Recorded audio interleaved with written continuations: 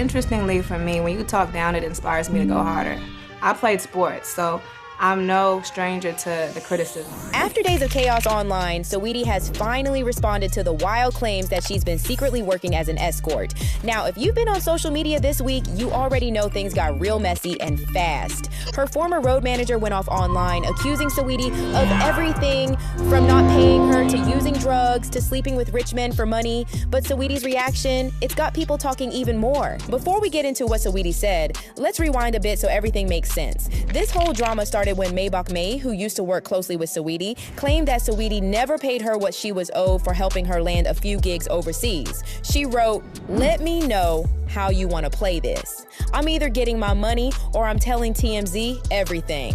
Then she dropped some heavy accusations. She said Saweetie was into cocaine, witchcraft, and liquor, and even called her a home wrecker. But that wasn't all. May shared messages that appeared to show Saweetie asking, when girls run it up on Jaden, how much are they doing in a weekend? Now, Jaden, that's English football player Jaden Sancho, has been rumored to be Saweetie's new man. So when people saw those messages, they instantly thought the worst. May went on to say she was the one who connected Saweetie and Sancho. She claimed she helped arrange Saweetie's travels to London, Dubai, Nigeria, and Australia, saying Saweetie never balled before and that she just wanted a happy life. But according to her, Saweetie ended up falling in love with the client, and that's how she got cut out of the deal. May posted, "I was her road manager getting her deals. I was solid to this girl. She got what she wanted and never paid me. Simple, I want my money." And that's when the internet lost its mind. Twitter and Instagram lit up with people calling Saweetie an escort, a scammer, and worse. One person wrote, "No way y'all thought Saweetie was supporting her lifestyle with her music." Another said, "When y'all said Saweetie was selling ass, I thought y'all were talking about her music." And the comments didn't stop there. Some joked about it, saying things like, "How you every Migo and still broke." Funny thing is, people have actually been saying this for years. Remember when Stefan Diggs' ex, Winter Blanco, talked about how Saweetie was known for getting involved with other people's husbands? Sleep with people's boyfriends, husbands. Yeah.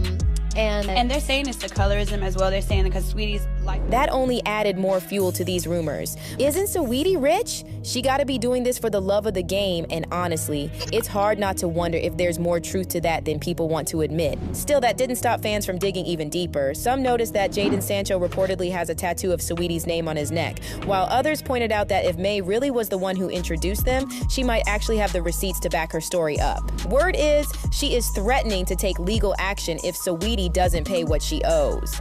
And here's the thing, if May really was her road manager, there might be contracts, proof of bookings, or text exchanges that could end up in court. And let's be real, this isn't the first time Saweetie's name has been caught in a messy situation. Remember when rumors spread that she hooked up with Offset, her ex Quavo's cousin and Migos bandmate?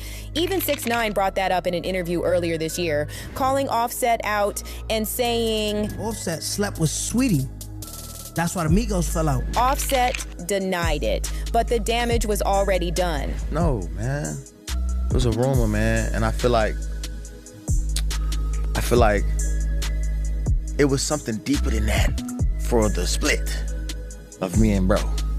It was something deeper than that. So now, with this escort drama, people are bringing all that back up again, like it's all connected. Some even think that might explain why Saweetie's music hasn't been hitting the same lately, or why she's been quiet online. The only way I can get out of my marriage if I pay for somebody else's taxes, even though I pay for my own, and give them one of my properties. I'm fighting for that. I'm gonna fight for that.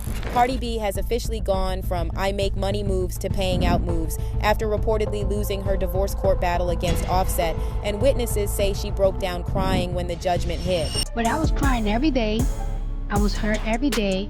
I was out here in LA in a mansion by myself. I was thinking about it every single day. And when your heart is not done, your heart is not done.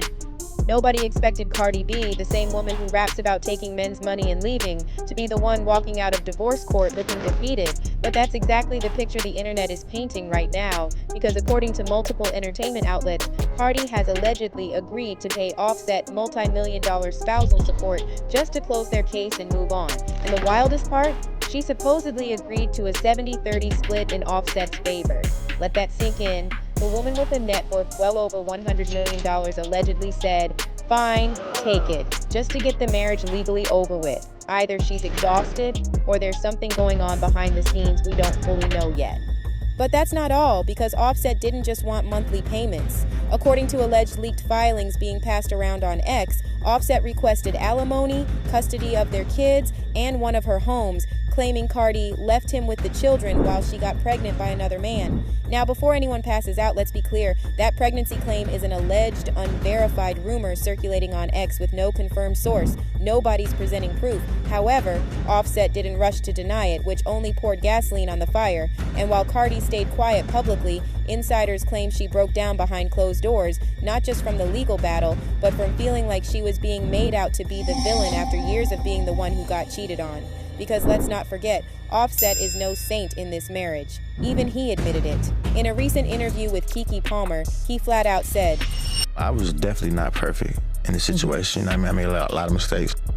I should respect her way more. I made bad decisions as a man, like stepping out. That's why when she left, I had to take that on the chin. So how did we get here? Cardi filed first, and Offset played defense like a man who's been in the industry long enough to know how ugly court gets when millions are involved. According to Cardi herself, the divorce was dragging because they kept fighting over money and property. The only reason why I'm still married is because somebody wants me to pay for their taxes. Y'all want to know the tea? The only way I could get out of my marriage if I pay for somebody else's taxes, even though I pay for my own, and give them one of my properties. If one spouse is significantly richer, the other spouse is entitled to maintain the lifestyle they had during the marriage. Offset may not be broke, but the court doesn't care. If Cardi made more, she would pay more. That's just how spousal support works. If Cardi really agreed to a 70-30 split just to finalize the divorce, what else did she give up that we don't know about yet? Something's definitely off. Watch the next video to find out what.